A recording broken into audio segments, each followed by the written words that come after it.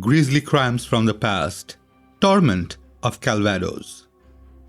Diaries written by a French aristocrat who lived in a gloomy medieval castle set among the apple orchards of Normandy tell the story of one of the most violent haunting ever recorded. Known simply as X, he recorded in vivid detail the extraordinary events that turned his historic home into a nightmare in the year 1875. They began without warning. Everyone in Calvados castle had settled down for the night when they were disturbed by ghostly wailing and weeping and rapping on the walls. The noises were heard by the entire household, X himself, his wife, his son's tutor, who was an abbé, Emily the coachman, and servants Auguste, Amelina, and Selina. After several nights of ever-increasing noise and disturbance, the aristocrat instructed that fine threads were to be strung across every entrance to the castle. He hoped, of course, that in the morning they would be broken, proving that someone had entered and was trying to terrorize them.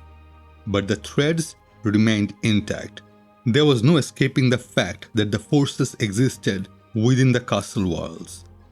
On Wednesday, October 13, 1875, X began keeping a diary. That night, the abbé was alone in his room when he heard a series of sharp taps on the wall and a candlestick on the mantelpiece was lifted by an unseen hand. The terror-stricken priest rang for X, who found that not only had the candlestick been moved, but also an armchair which was normally fixed to the floor. For the next 2 days, pounding on the walls, footsteps on the stairs, and other unnerving phenomena continued unabated.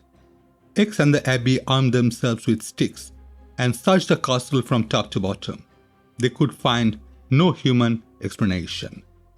On October 31st, the castle was hardly ever at peace. X recorded in his diary, "A very disturbed night. It sounded as if someone went up the stairs with superhuman speed from the ground floor, stamping his feet. Arriving on the landing, he gave 5 heavy blows so strong that objects rattled in their places. Then it seemed as if a heavy anvil or a big log had been thrown at the wall so as to shake the house. Nobody could say where the blows came from, but everyone got up and assembled in the hall. The house only settled down at about 3 in the morning. The following night, everyone was awakened by what sounded like a heavy body rolling downstairs, followed by a blow so ferocious they seemed to rock the castle.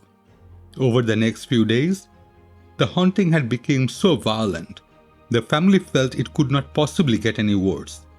But greater ordeals were to come.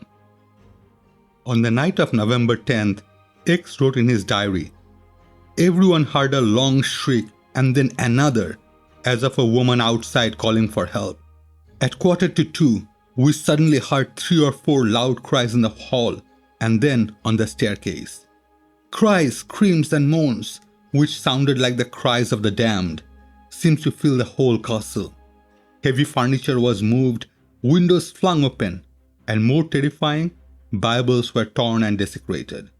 The family began to wonder if the powers of darkness had taken over. X's wife suddenly became the focus of attention, hearing a noise in the abbé's room. He crept up the stairs and put out a hand to press down the latch on the door.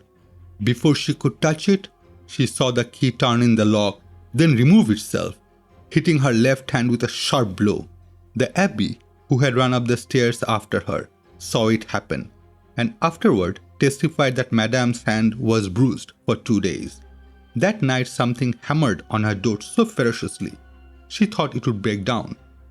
The new year brought only fresh terror to the wretched family. Louder knocking, more persistent voices. The worst day of all was January 26th, when the noise was thunderous. It sounded as if demons were driving herds of wild cattle through the rooms. Peals of demonic laughter rang through the ancient walls. The family had had enough. Next day, a priest was called in to exorcise the evil spirit, and the family saw to it that every religious medallion and relic they possessed was placed in full view. The treatment was effective, and at last the hideous uproar ceased. To the family, who believed they would be forced to abandon their home. The peace that followed came as a blessed relief. But the ghostly torment of Calvados had not quite finished. Shortly after the exorcism, all the religious relics disappeared and could not be found. Then one morning, as the lady of the house sat writing at her desk, an unseen hand dropped them one by one in front of her. There was one short burst of violent sound. Then silence. Thank you for watching. If you have enjoyed this story, please like and leave a comment, as it helps with YouTube algorithm to grow this channel. I regularly upload, so by subscribing, you will be notified of new materials. You will find similar contents in my other videos. Have a safe day. Signing off.